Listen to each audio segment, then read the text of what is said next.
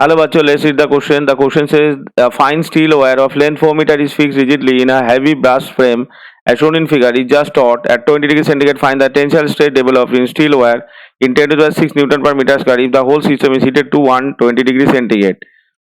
Given alpha brass is equals to 1.8 10 to the minus 5 per degree centigrade, alpha steel is equals to 1.2 10 to the minus 5 per degree centigrade, y steel equals to 20 into 10 to the 11 Newton per meter square, y brass equals to 1.7 into 10 to the 7 Newton per meter square. तो यहाँ पे अगर हम stress calculation करेंगे the tensile stress और the thermal stress is equals to हम लिख सकते हैं Young modulus into coefficient of linear expansion into change in temperature.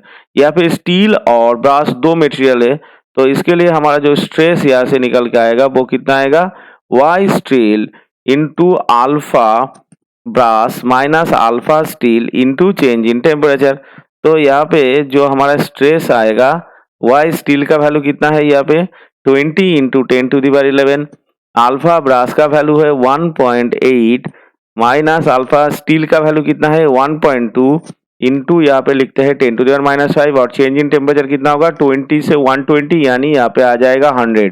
तो इसको अगर हम कैलकुलेशन करेंगे तो हमारा टोटल वैल्यू आएगा 120 into 10 to the power 6 unit आएगा newton per metre square.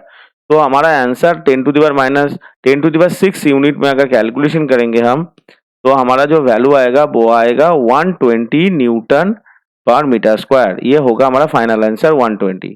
Hope you all understood it well. Best of luck. Thank you.